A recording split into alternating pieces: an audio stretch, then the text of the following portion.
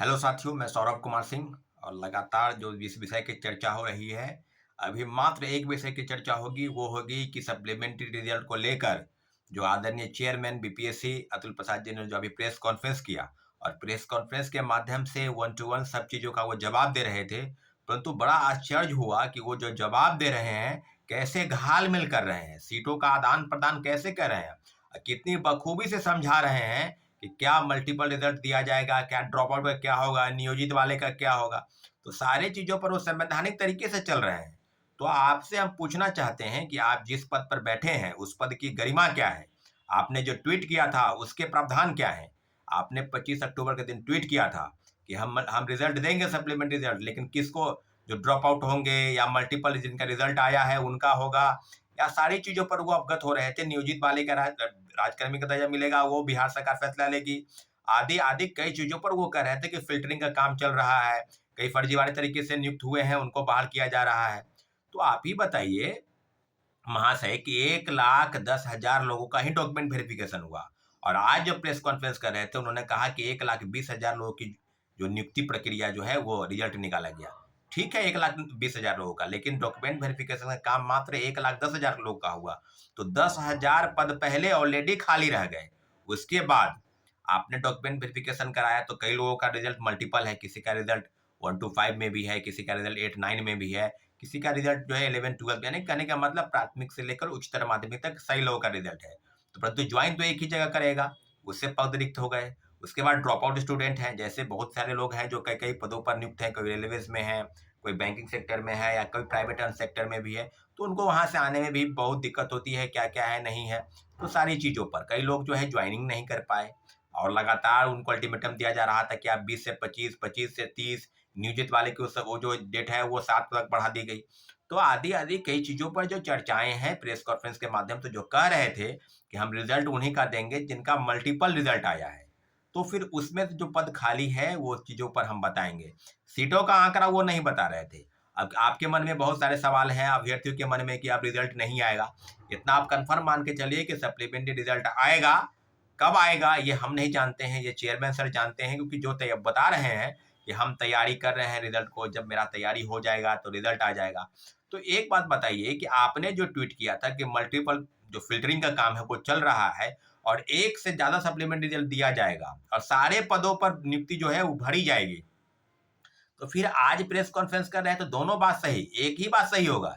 या आप 25 अक्टूबर के दिन जो आपने ट्वीट किया वो बात सच है, या आज जो प्रेस कॉन्फ्रेंस कर रहे हैं वो बात सच है। तो सारी चीज़ों पर अब छात्र अभ्यर्थियों का बिल्कुल अब बात से आप पल्ला झाड़ नहीं रह सकते हैं कि छात्र अभ्यर्थी अब समझ गए हैं कि बीपीएससी और शिक्षा विभाग जो खेल खेल रही है, छात्रों अभ्यर्थियों के भविष्य के साथ जो जो अंधकारमय चलने का एक षड्यंत्र जो चल रहा है, उसमें आप सफल हो रहे हैं।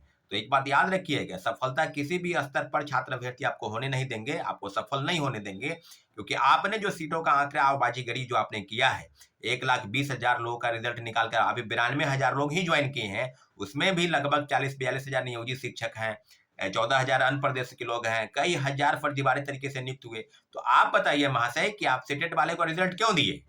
अब डीएलएड वाले का रिजल्ट क्यों दिए?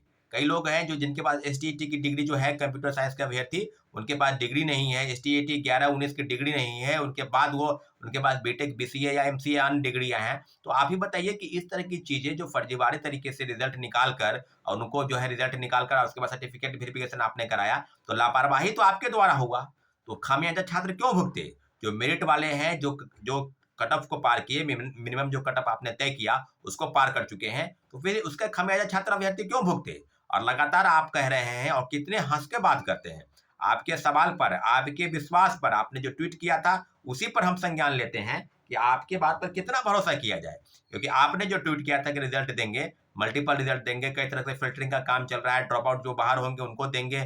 तो आप आदि आदि चीजों पर जो आपने जो कहा, उस बात के खिलाफ में और सरकार की जो बातें हैं उसके खिलाफ में किस तरह की चीजें हैं? अगर शिक्षा विभाग और बीपीएससी, कल हम लोग भी गए थे, तो कल हम लोग को मिलने नहीं दिया गया, उल्टे हम लोग को धमकाया जा रहा था पुलिस द्वारा।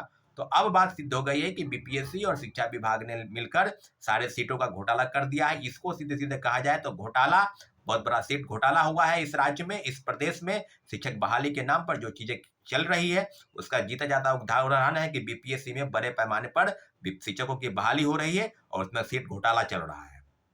अब जो चीजें हैं कि क्या होगा नहीं होगा, परंतु इतना जरूर है साथियों अभ्यर्थियों कि रिजल्ट आएगा, लेकिन रिजल्ट कितना आएगा ये हमको पता नहीं है। लेकिन इतना जरूर है कि रिजल्ट काफी मात्रा में नहीं आने जा रहा है, क्योंकि जो प्रेस कॉन्फ्रेंस के माध्यम से वो बारीकी से अगर आप समझेंगे तो एक एक चीज अब क्लियर हो चुका है कि चेयरमैन सर अतुल प्रसाद जी जो कह रहे हैं उनकी चीजों को आपको समझना होगा। एनआईओएस के मामले में बहुत सारी चीजें हैं विसंगति, उसके बारे में आप बता दिए। सुप्रीम कोर्ट के फैसले के बाद क्या क्या होने वाला है, क्या होगा आगे नहीं होगा, परंतु इतना जरूर है कि सारी चीजें अब क्लियर हो गई है। सेकेंड फेज की बहाली में सारी चीजें अब आगे की प्रक्रियाबद्ध है चीजें।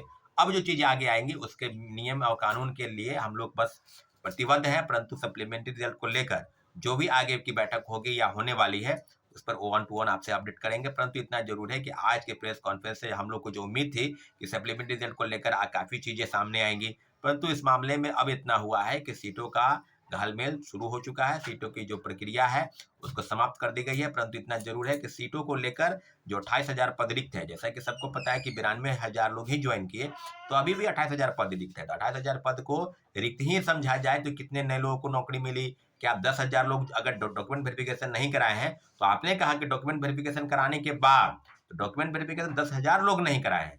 तो सारी चीजों पर प्रेस के माध्यम से प्रेस वाले को ये पूछना चाहिए इस तरह की चीजें क्यों हुई है, लेकिन वो पूछते हैं, जवाब क्या मिलता है सारी चीजों पर। लेकिन इतना जरूर है कि अभ्यर्थियों के मन में जो असंतोष का भाव है उसका जवाब बीपीएससी चेयरमैन नहीं दे पाए, और सारी विसंगतियों के साथ शिक्षक बहाली पे जो खेल चल रहा है उसका जीता जाता उदाहरण हुआ। प्रथम पेज की बहाली में डीएलएड फेल वाले को नौकरी दी गई, सीटेट फेल वाले के बाद स्टेट की कई के पास डिग्री नहीं है, कई के पास बीएड की डिग्री नहीं है, आदि आदि कई विसंगतियां थी। सारी चीजों पर अब अपडेट मामला क्लियर हो चुका है। तो अब इतना जरूर है कि बीपीएससी द्वारा जो शिक्षक बहाली हुई है और सप्लीमेंट्री रिजल्ट को लेकर जो हमारी डिमांड है, छात्रों अभ्यर्थियों की डिमांड है, उसको लेकर आगे की बैठक में तय होगा, रणनीति बनाई जाएगी कि आगे क्या करना है।